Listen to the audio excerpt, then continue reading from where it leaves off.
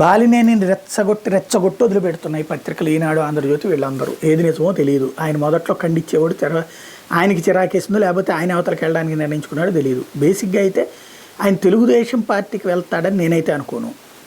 ప్రకాశం జిల్లా పరంగా ఆయన గ్రిప్ కావాలనుకుంటున్నాడు. ఆ గ్రిప్ ఇచ్చామని జగన్ అనుకుంటున్నాడు. కాదు, మధ్యలో వైవి సుబ్బారెడ్డి కొంత దెబ్బతీస్తున్నాడని ఈయన అనుకుంటాడు. అధికారుల మీద పెత్తనం రావట్లేదు అన్నట్టు ఇక్కడ పెత్తనం కోసం జరుగుతున్నటువంటి ఇంకోటి, మాగుంటని ఉంచాలి అన్నటువంటిది బాలినేని పంతం.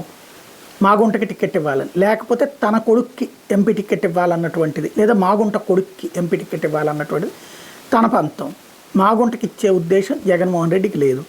అంతకైతే బాలినేనికి పార్లమెంటు సీట్ ఇచ్చేసేసి వాళ్ళ అబ్బాయికి ఎమ్మెల్యే అంటే ఒప్పుకుంటాడేమో. ఆ రూట్ అయితే ప్రపోజల్ ఓకే అవ్వచ్చాం. అంతే తప్పించి మాగుంటకి, ఎందుకంటే తెలుగుదేశంతో ఆల్రెడీ టచ్లో ఉన్నాడు. ఇక్కడ వైసీపీ టికెట్ రాదు అనుకుంటే తెలుగుదేశానికి వెంటనే వెళ్ళిపోతాడు మాగుంట. ఆ టికెట్ తెచ్చే పనిని బాలినేనికి అప్పచెప్పాడు మాగుంట.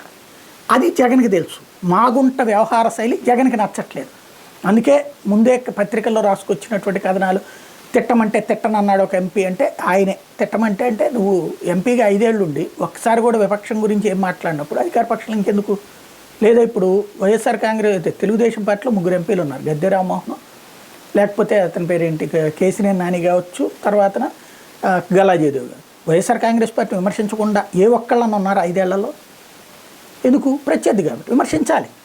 మరి తెలుగుదేశం పార్టీకి కోసం ఎవరన్నా చేస్తున్నటువంటి వాళ్ళు వైసీపీని అయితే విమర్శించాలి అందరూ.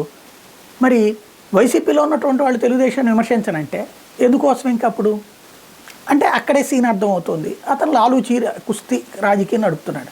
కాకపోతే మాగుంట కుటుంబానికి సంబంధించి ఉన్నటువంటి ఒక సెంటిమెంట్, ఆ జిల్లాలో ప్రతి ఒక్కళ్ళు ఇంటి నుంచి ఒక్క ఓటు అన్న వాళ్ళ ఇంటికి వాళ్ళ కుటుంబానికి వేస్తారు అన్నటువంటి ఫీలింగ్ని బేస్ చేసుకుని ఆ ఎమోషన్ నడుపుతున్నారు.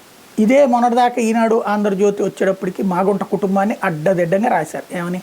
వాళ్ళ అబ్బాయి జైలు, ఇట్లాంటి పరిస్థితి, మనీ ల్యాండరింగ్లు, లేకపోతే లెక్కర్ మాఫియా, ఇదంతా. ఇప్పుడు వచ్చేటప్పటికి మాగుంట తెలుగుదేశంతో మాట్లాడుతున్నాడు అన్న దగ్గర నుంచి వెంటనే అద్భుతం అని రాసుకొస్తున్నారు. మరి బాలినేని అట్లాంటి ఆయన కోసం ఎందుకు పంతం పడుతున్నారు? డబ్బుల కోసమా, లేకపోతే పార్టీని నేను ఒక ఆట ఆడి చూపెడతాను నా సత్తా ఇదని చెప్పడం కోసమా? చూడాల్సి